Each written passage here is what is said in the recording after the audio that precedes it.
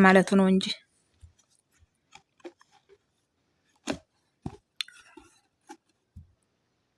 እንግዲህ በጣም ተናዷል። በጣም ተጨናንቋል።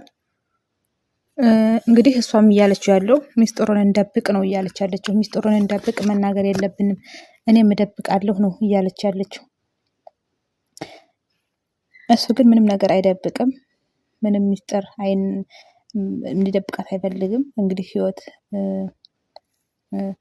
እስር ቤት ነው ያለችው። በዚህ የተነሳ በጣም ተጨናንቋል።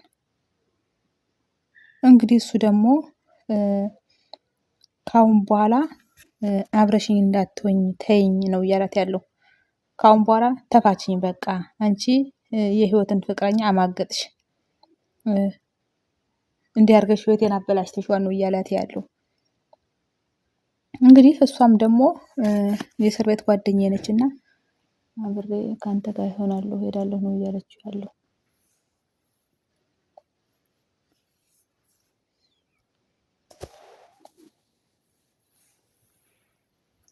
እንግዲህ እውነት ለመናገር ያናድዳል ሁኔታው። እንግዲህ ሴቷም ደግሞ እየተከተለችው ነው። እሱም ደግሞ አትከተይኝ ተይኝ በቃ አላቅሽም ተይኝ ባክሽ ምናምን እያላት ነው። እሷ ደግሞ ልተወው ፍላጎት የላትም። እየተከታተለችው ነው ያለች። እንግዲህ ጓደኝነታችን መቀጠል አለብን ነው እሷ እያለች ያለችው። ጓደኝነታችን መቅረት የለበትም። እሷም ደግሞ ደግመኛ እንሳሳታለን ብለህ አስበህ ነው ወይ? አንሳሳትም እኮ ካሁን በኋላ ነው እያለችው ያለች። እሱ ግን ምንም ይሁን ምንም ካሁን በኋላ ተይኝ፣ አንዴ አበላሽተሽኛል፣ አሳስተሽኛል፣ እንግዲህ ተይኝ ነው እያለ ያለው። እንግዲህ እቺ ሴት እኔ እናንተ አብረን የማንቀጥል ከሆነ ሁሉንም ነገር ለህይወት እንደምትነግረውና ህይወት እንደምታበላሸው ከህይወትም ጋር ደግሞ እንደምታለያያቸው ነው እየተናገረች ያለችው ማለት ነው።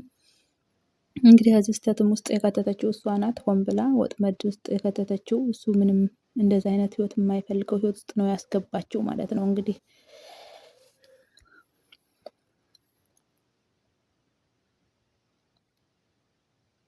እንግዲህ እኔና አንቺን የሚያገናኘን ነገር የለም ነው እያላት ያለው። እኔና አንቺ እንድትተይኝ እፈልጋለሁ ነው እያላት ያለው። እሷ ደግሞ በሄድኩበት መንገድ ተመልሼ እመጣለሁ፣ አልፋታህም ነው እያለችው ያለችው።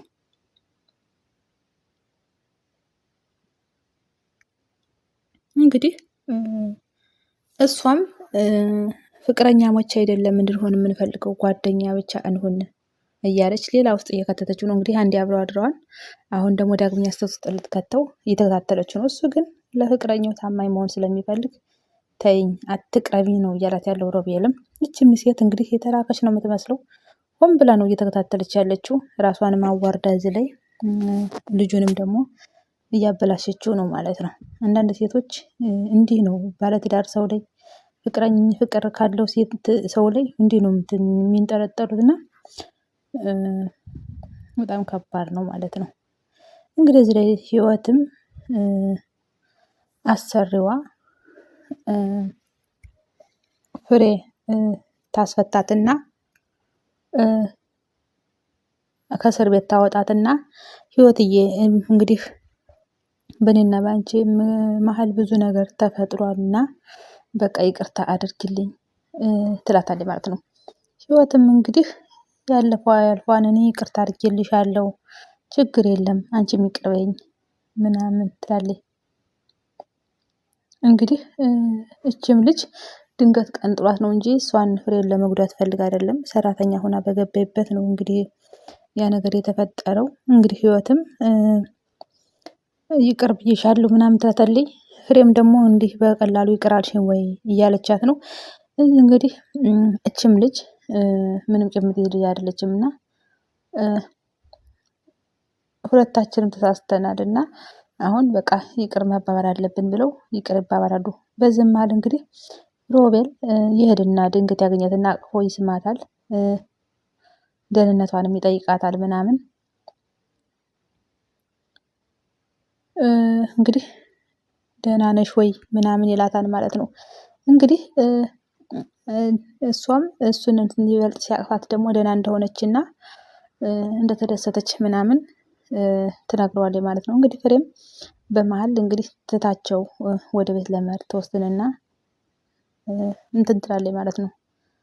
እንግዲህ ሮቤልም ሁለታቸው ታርቀው እቺም ፍርዬም እቺም ደግሞ ህይወትም ከእስር ቤት አስፈትታት እንዴት ተቃቅፈው ማየት በጣም ደስ ይላል እና ይሄን ደስታውን ይገልጥላቸዋል እና እንግዲህ በሰላም እንደሚኖሩ ካሁን በኋላ ምንም እንደማይፈጠር ካሁን በኋላ ምንም ችግር እንደማይፈጠር ይነግሩታል ማለት ነው። እና ካሁን በኋላ እንደሚግባቡ ብዙ ነገር እንደሚሰሩ አብረው እንደሚኖሩ ትነግረዋለች ለሮቤልም። ሮቤልም እንግዲህ በጣም ደስ ብሎት እሺ ካሁን በኋላ ምንም ችግር እንዳይፈጠር ምናምን ይላታል ማለት ነው። እንግዲህ ህይወትም ፍሬም እንግዲህ ሮቤልን የተነጋገርነውን መቼም ታውቃለህ አሁን በኋላ ምንም ችግር አይፈጠርም ትለውና ወደ ቤት ልሂድ ምናምን ብላ ትለዋለች። እንግዲህ ሻወር ልውሰድ ምናምን ትልና ፍርዬም ትለዋለች ማለት ነው። እሱ እንግዲህ የአንቺስ ሻወር ነው የኔ ግን በምን እንደሚለቅ አላቅም እኔ ቆሽሻለሁ ከአንቺ ይበልጥ ይላታል ማለት ነው። እንግዲህ ልጅ ስላረገባት ነው ይሄ ነገር ያናደደው። በዚህ መሀል እንግዲህ አዲስ የተዋወቃት ሴት አብራት ያደረችው በርቀት ታዩና ትናድዳለች።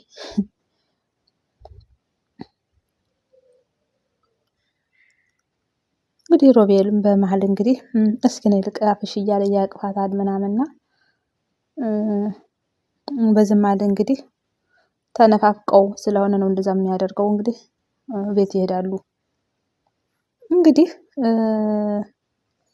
ከነ ፍርዬ ቤት ተመልሰው ይሄዳሉ ማለት ነው፣ ፀው የተነሳበት ቤት። በዚህ መሀል ፍርዬ ሮቤልን ምሳ ላቅርብ ወይስ ህይወት ገሏን ታጥባ መታ ታቅርብ ትለዋለች። እሱም ደግሞ እኔ እንጃ እኔ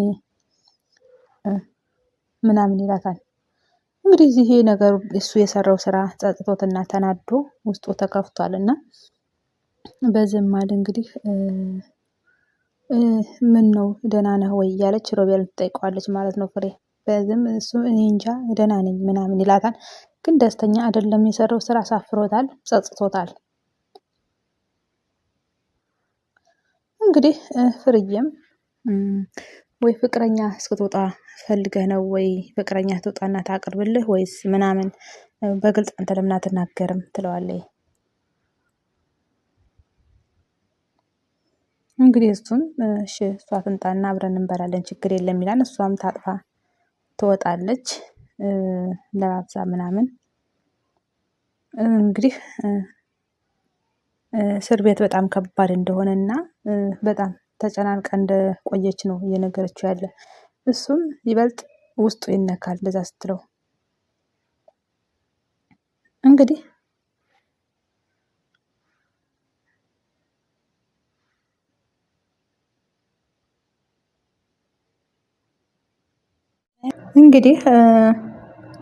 ፍሬም ህይወትም እንግዲህ ፍቅረኛዋን ሮቤልን እኔ እስር ቤት በጣም ከብዶ የነበረ ስትለው፣ እሱም ደግሞ እኔም ያላንቺ ህይወት እስር ቤት ሆኖብኝ እንደነበረ ይላታል ማለት ነው። እናም በጣም ደክሞኝ ነው የደበረኝ እንጂ ምንም ችግር የለም ትንሽ እረፍት ላድርግ ምናምን ትለው ይላታል ማለት ነው። እንግዲህ በዚህ መሀል ስልክ ይደወልለታል። ስልክ ሲደወልም በጣም ይደናገጣል እና ምን ሆነህ ነው እንዲህ የምትደናገጠው ምናምን ትለዋለች። ፍሬም ደግሞ ትክ ብላ ተገርማ ታየዋለች። ሮቤልም እንግዲህ የስራ ስልክ ነው ምናምን ይላታል ማለት ነው። እንግዲህ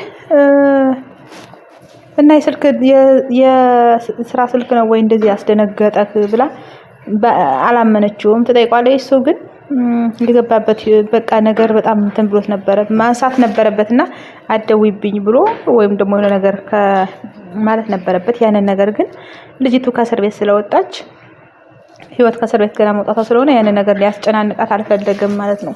ስለዚህ ምንም ነገር አይደለም ይላንን ይደብቃታል። እንግዲህ ፍሬም አዎ የስራም ስልክ ቢሆን ድንገት ሲደወል ያጨናንቃል፣ ያስደነግጣል ብላ በሱ ሀሳብ ትደግፈዋለች ማለት ነው።